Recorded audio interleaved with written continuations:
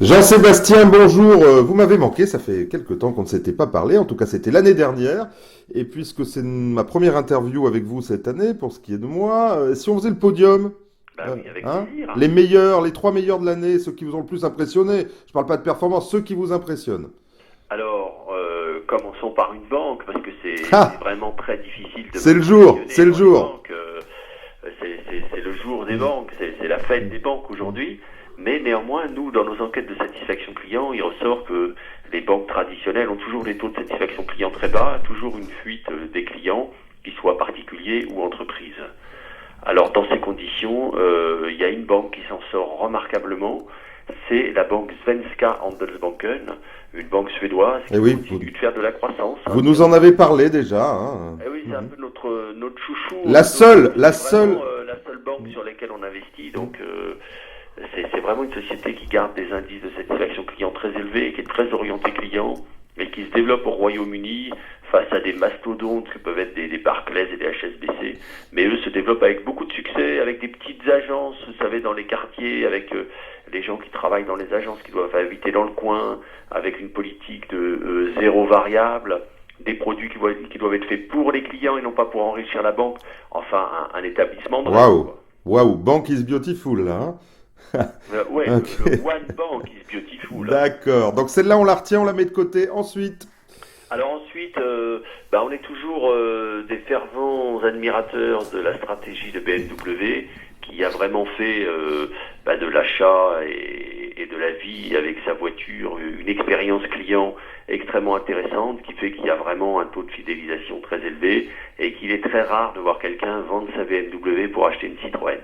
Ah oui, mais là, je dois dire. Si Bon, on vend d'accord, les je sais pas quoi vous débats répondre. Je sais pas quoi vous répondre. Mais néanmoins, vous me dites BMW alors que c'est Volkswagen qui est devenu numéro un mondial des ventes, non?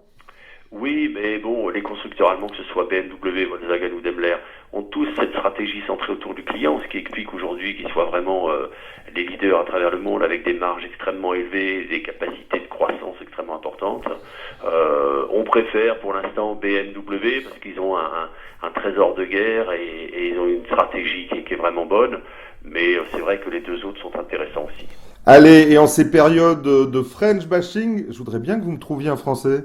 Eh ben, nous, on commence vraiment à s'intéresser au dossier Iliad parce que on observe dans les télécoms en France un point bas, c'est-à-dire que les acteurs ont plutôt pratiqué les politiques de prix depuis quelques années, à l'initiative d'Iliad, dernier entrant qui a cassé les prix.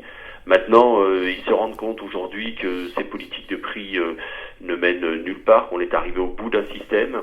Et donc, là encore, à l'initiative d'Iliad, il y a un retour vers le client et un message donné au client qui est service client de meilleure qualité, expérience client quand vous avez les boîtes Iliad, etc. Et donc, on voit bien un changement de dimension et une société qui va être de plus en plus centrée autour des clients, d'autant plus que les différentes acquisitions ratées leur rappellent que la valeur de la société, l'actif qui vraiment va permettre de faire de la croissance demain, c'est le client. Ah oui, c'est étonnant, hein, parce qu'ils ont quand même, il y a eu le raté américain là, hein, quand même. Oui, alors, on ne sait jamais si c'était une offre pour provoquer une surenchère ou s'ils voulaient vraiment le faire. Ce qui est sûr, c'est que ça les a fait réfléchir et qu'aujourd'hui, ils ont compris qu'il fallait quand même d'abord consolider les acquis avant éventuellement de se développer à travers le monde. Et ça, c'est plutôt une bonne nouvelle. Et donc les trois titres que vous venez de me citer, Jean-Sébastien, c'est ce que je garde vraiment en portefeuille et qui serait vraiment résilient si ça se coule un peu cette année? Voilà, exactement. C'est toujours pareil. Ce sont des sociétés qui ont mis le client au cœur de leur stratégie, qui ont des actifs clients bien gérés, et donc même en cas de ralentissement marqué, les clients risquent de rester fidèles le plus longtemps possible à ces trois marques, à ces trois sociétés extrêmement fortes. Très bien, eh bien on continue la semaine prochaine notre balade dans les différents secteurs de la satisfaction. Merci encore et bravo pour cette année, hein. Merci. Au revoir.